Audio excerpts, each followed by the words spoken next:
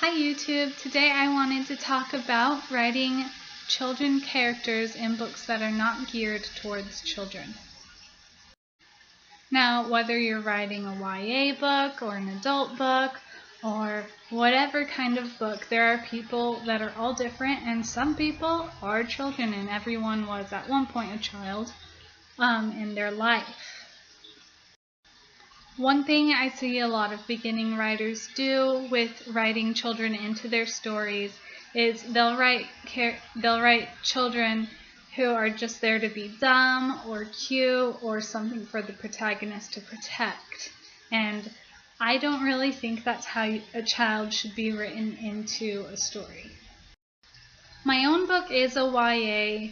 The protagonist is 19 and her best friend is 20, but her best friend has a little brother named Gregor, and he's 10 years old, and he actually becomes one of the point of view characters in my book, even though he's on the very young side of characters in my book. And I think it's really important to write him correctly so that the readers enjoy his parts of the story. I actually enjoyed writing Gregor so much that I made him the protagonist of what will be my second book. My first one's not out yet, but the second book is the second one in the trilogy of companion novels that I want to write.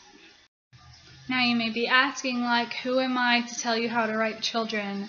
You might say, you're in your mid to late 20s, how are you going to be able to tell us to write children when you're not even at that stage of life yourself? You're past it, just as most writers are. And the thing is, though, that I am a certified elementary teacher. I'm looking for my full-time position right now to teach, but I currently substitute all over the district in my local area. And I see and talk to and work with children of all different ages during that time. Also, part of getting my teacher certification was taking child development courses, cognition and development courses. And so I have a background in which I have learned about how children act at certain ages, and to understand how a person acts and reacts to stuff and where they are developmentally is really important to writing a character that feels real. In addition to writing YA, though, I also collect children's books, middle grade books, because I do want to teach elementary school, and I want to have a broad range of the literature that's presented to those age groups, and through doing that, I'm not only exposed to what those age groups read, but the kinds of characters that are well written and liked by children because they actually are children and act correctly in that role. In preparing to make this video, I found a website called helpingwritersbecomeauthors.com, and they had 8 rules for writing children. And these aren't rules that I've made up, but they're rules that I want to share with you because they're really useful and really good. And I don't know if people who are looking on YouTube for writing advice are going to find that advice if it's not on YouTube, but rather in a blog format. So I'm going to share those here. These are not the rules that I made up, but they are: 1. Don't make your characters cutesy. 2. Don't make your child characters sagely wise. 3. Don't make your child characters unintelligent. 4. Don't have your child characters use baby talk. So those are the 4 don'ts. And the reasoning behind this is similar to the reasoning with writing any type of marginalized group, whether it be people with disabilities, people who are from different countries or nationalities, religion, ethnicities, anything. Treat children, when you write them, as you would treat other groups of people that you want to be sensitive about. Children aren't there to just be the super cutesy, ditzy, not understanding thing, nor are they there to be the weird wizened sage within a child body. I mean, unless you have a character who's actually like 500 years old but looks like a child. But that's not really a child, though. That's different. Okay. And the do's of writing a child, according to the blog that I found, is 1.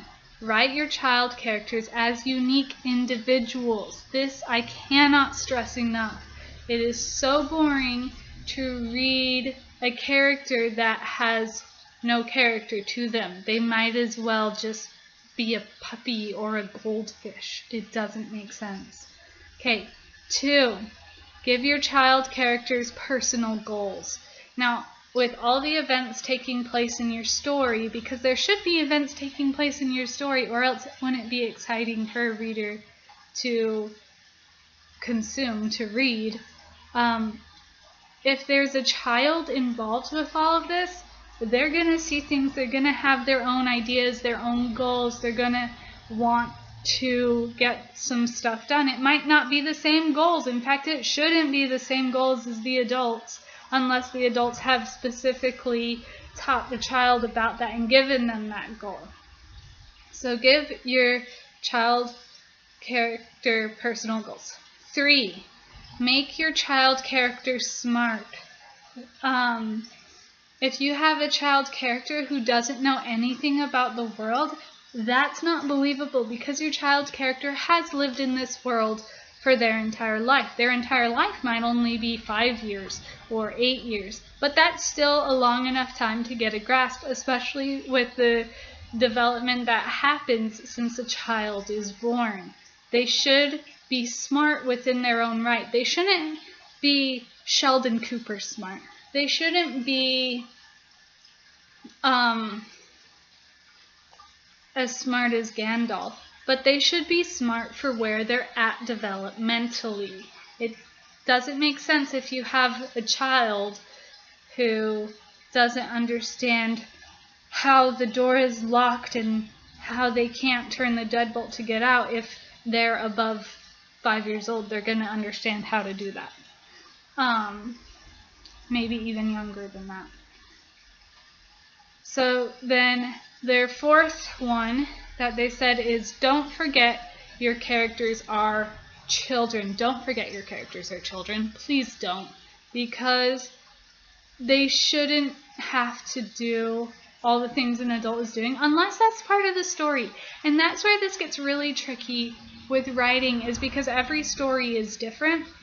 But if you forget your characters are children, they're going to end up doing stuff that normally a child wouldn't know how to do, or wouldn't be in the situation to know how to do. So those are the 8 rules that I found on that blog. Now I want to share with you about how children actually act and how children actually are according to their development by age.